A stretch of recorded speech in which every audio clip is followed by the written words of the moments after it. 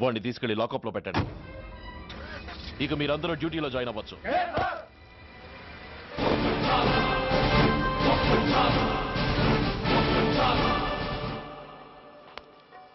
Hello, excuse మీ.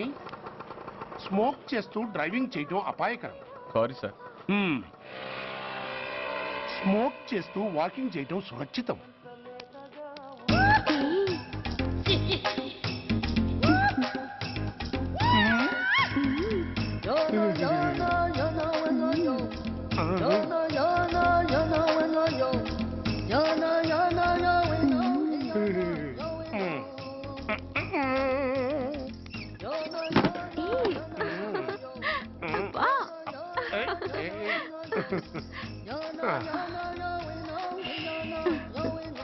ఎలా ఉంది?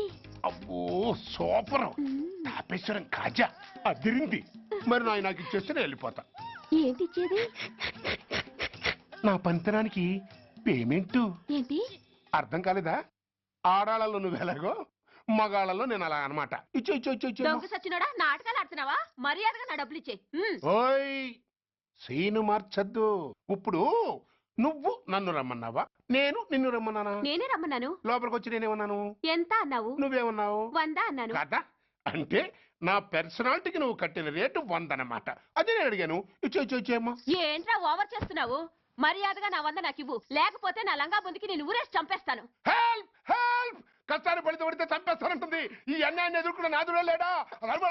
అరవకు. ఏదో మొగుడికి తెలియకుండా వారానికి ఒకసారి ఇక్కడికి వచ్చి గుట్టుగా బిజినెస్ చేసుకుంటున్నాను. నీకు దండం పెడతాను, నన్ను అలర్పాలు చేయమాక. నువ్వేమి ఇవ్వక్కర్లేదు, వెళ్ళిపో. మంది హైటెక్ బ్రెయిన్. నీ పేరు గంట గంగారత్నం, మీ ఆయన పేరు గంట గురునాథం. ఆడు ఎలక్ట్రిసిటీ బోర్డులో పనిచేస్తున్నాడు. డోర్ నెంబర్ 14/14, లింకు రోడ్డు, ఫిట్టింగులు పేట, విజయవాడ 2. ఇది నీ అడ్రస్. నేను మంచోని గనక కమిట్ అయిన 100తో అడ్జస్ట్ అయిపోతున్నాను. ఆలస్యమైందనుకో అది డబుల్ అయిపోద్ది. ఇచ్చే నోటు చేతిలో పెట్టు. థ్యాంక్స్. దున్నపోతులా ఉన్నావు, ఆడదాన్ని ఉసురు పోసుకుంటున్నావు. ఎయిడ్స్ వచ్చి చస్తావు. Sorry, no chance. హెల్మెట్ లేకుండా నేను యుద్ధానికి వెళ్ళను. ఎత్ర నారీ వర్ధంతి తత్ర జీవనం సుఖాస్మనం. అంటే నాకేం తెలుసు? ఎప్పుడో విన్నాను, ఇప్పుడు అనాలనిపించింది అన్నాను. వస్తాను.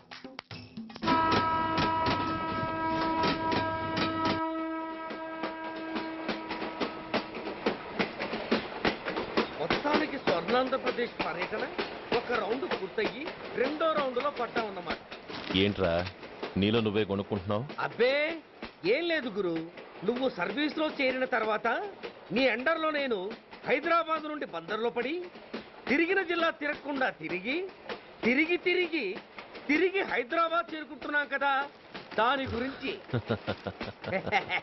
నవ్వు నవ్వుతావు ఎందుకు నవ్వు? చిన్నప్పుడు ఎవడో ఒక సన్నాసి నా చేయి చూసి లోక సంచారం అవుతావు అన్నాడు. దాంతో నేను ఏ విమానం పైలట్లో, షిప్ కెప్టెన్ అవుతాననుకున్నాను. కానీ ఇలా నీతో పాటు తిరుగుతూ రాష్ట్రమంతా సర్వే చేస్తాననుకోలేదు. ఏడ్చావులే. నిజంగానే ఏడ్చినట్టుంది. డ్రెస్ కిందకు 30 ఏళ్ళు వచ్చినా ఇంకా పెళ్లి కాలేదంటే తెలిసిన వాళ్ళందరూ నన్ను ఆర్ట్ అయిపోయి అనుకుంటారు తెలుసా? అయితే ఓ మంచి అమ్మాయిని చూసి చేసుకోవచ్చుగా. చేసుకోవచ్చు, ఎందుకు చేసుకోకూడదు? కానీ అవకాశం ఏది? ఫస్ట్ బందర్ బస్ స్టాప్ లో అమ్మాయిని చూసి ముచ్చటపడి పేరు అడుగుదామనుకున్నా. అడిగే లోపల ఆదిలాబాద్ ట్రాన్స్ఫర్ చేశారు. అక్కడ ఇంకో సుందరి కనిపించింది, పేరు అడిగా. ఆ అమ్మాయి పెద విప్పే లోపల ప్రకాశం జిల్లా పంపించారు. ఒంగోలులో ఇంకో అమ్మాయి కనిపించింది, పేరు చెప్పింది. ట్రాఫిక్ లో వినబడలా అనే లోపు విజయవాడ తన్నారు. ఇలా నిలకడ లేకుండా నీతో పాటు తిరుగుతూ ఉంటే లవ్ ఎక్కడా, మ్యారేజ్ ఎక్కడా? నా బొంద. అంత ఇబ్బందిగా ఉంటే నాతో పాటు ఎడవడం ఎందుకు? మంచి ఉద్యోగం ఇప్పిస్తాను, హాయిగా పెళ్లి చేసుకుని సెటిల్ అవ్వు అంటావు అంతేగా. జీవితాంతం ఒంటరిగా అయినా గడిపేస్తాను గానీ మీ ఫ్రెండ్షిప్ మాత్రం దూరం చేసుకుని ఏసీపీ గారు. ఇది కొంచెం ఓవర్ అయినట్టుంది. ఓవర్ అయిందా? ఐసీ, అయితే ఆపేస్తాను. ఈ టికెట్ ఎవరిది బాబు? బాబు కాదు, పాప. ఈ టికెట్ తెలదు.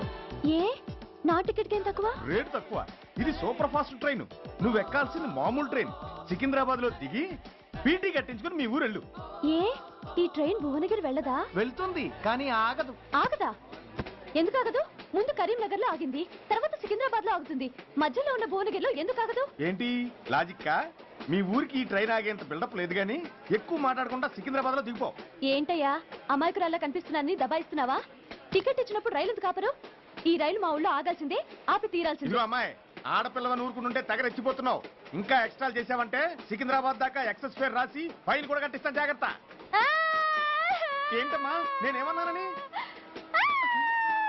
ఊరుకో తల్లి, ఊరుకో ఊరుకో, నువ్వేం కట్టకర్లేదులే. ఏంటిది కట్ట? కాదు పుస్తే. పుష్ట? ఆ, ఒక పుస్తంటే 2 జీవితాల బంధం. ఈ తాళి పట్టుతోనే నా స్నేహితురాలి పెళ్లి ముడిపడి ఉంది. నేను టైంకి భువనగిరి చేరకపోతే ఆ పెళ్లి ఆగిపోతుంది.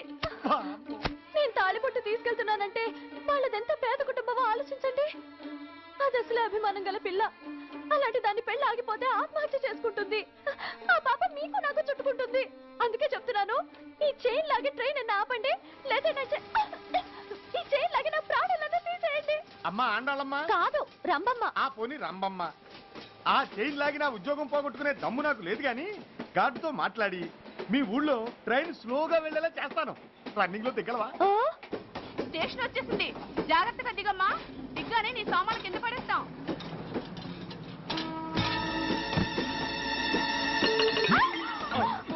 ఏయ్, అసలు నీకు బుద్ధుందా? రన్నింగ్ లో ట్రైన్ ఎక్కుతున్నావు, పొరపాటున స్లిప్ అయితే? అబ్బో ఏంటి గురు, సహాయం చేస్తే సైరన్ అరుస్తోంది. నీకు అసలు బుద్ధుందా? ఇక్కడ బండి ఆగదని తెలిసి ఆ టీసీ గడి కాళ్ళు గడ్డలు పట్టుకొని బతిలాడి బండి స్లో చేసుకొని దిగితే నేను పడ్డ శ్రమంతా వృధా చేసి నన్ను మళ్ళీ లోపలికి లాగేసి రక్షించినట్టు పోజు కొట్టి పైన లెక్చర్లు ఇస్తావా? ఆ, కథ అడ్డం తిరిగిందే. ఇదిగో ఈ తాళి పొట్టు నా స్నేహితురాలి పెళ్లి టైంకి అందించడానికి రన్నింగ్ ట్రైన్ నుంచి దిగాను. నువ్వు నన్ను మళ్ళీ ట్రైన్ లోకి లాగేశావు. చూడు, ఈ తాళి ముహూర్తానికి అందకపోయినా, అక్కడ కట్టిన తోరణాలు ఎండిపోయినా, వేసిన అప్పడాలు మెత్తపడిపోయినా, సికింద్రాబాద్ స్టేషన్ లో దిగిన వెంటనే మా బావ కబురు పెట్టి మీ సంగతి తేలుస్తాను, తిరగేసి కొట్టి తిరుపతి చూపిస్తాడు. ఆ, గురు మనం హైదరాబాద్ చేరక ముందే ట్రాన్స్ఫర్ చేయించేలా ఉంది. అమ్మా మీ బావ ఏమైనా రాజకీయ నాయకుడా? కాదు, స్ట్రిక్ట్ పోలీస్ ఆఫీసర్, ఏసీపీ సూర్య. ఆ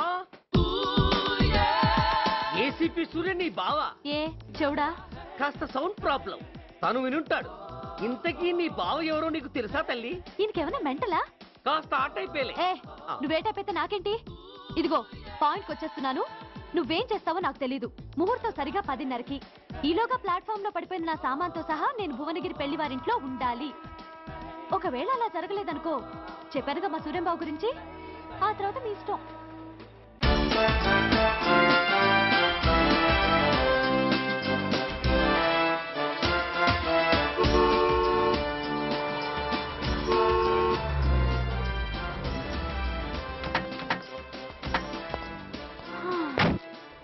జురాసిక్ పార్క్ లో చిన్న డైనోసార్ లాగా ఏంటా లుక్కు?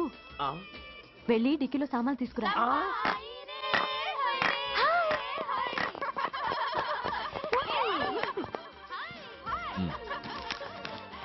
పర్వాలేదు, ఉంచుకో, టికెట్. ఏంటి ఇంత ఆలస్యంగా వచ్చావు? సారీనే. అది సరిగాని అతను ఎవరే? వీడా, వాడ అసిస్టెంట్. మరి అతను వాడా, మన బాడీ గార్డ్. అవును, పెళ్లి కూతురేది? లోపల మేకప్ అవుతుంది. నీ మీద చాలా కోపంగా ఉంది. కనీసం 2 రోజుల ముందైనా వస్తావని ఎక్స్పెక్ట్ చేసింది. దాని కోపం పోగొట్టడానికి నా దగ్గర ఓ మంత్రం ఉందిలే. ఈ ప్రెజెంటేషన్ చూడగానే అది ఐస్ అయిపోతుంది.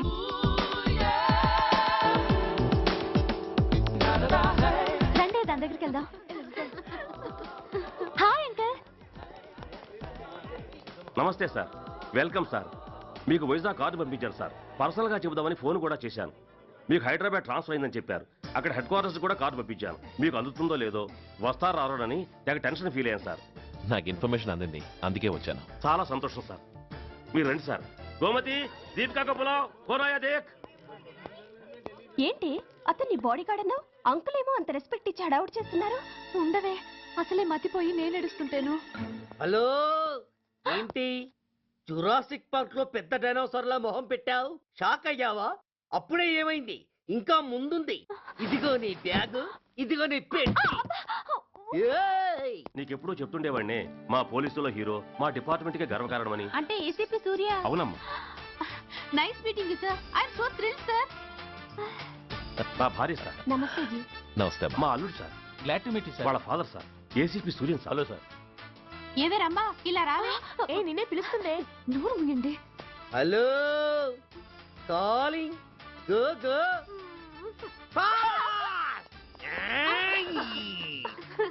సార్ సార్ రమ్మ అని నా close friend sir. ACP Suryam గారే. బావకి మరదల్ని కొత్తగా పరిచయం చేస్తున్నారేంటి? మరదలా?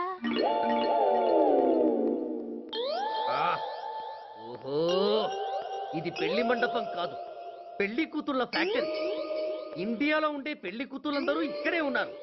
ఇక్కడే ఇప్పుడే ఏదో ఒక అమ్మాయిని సెటప్ చేసుకుంటారు.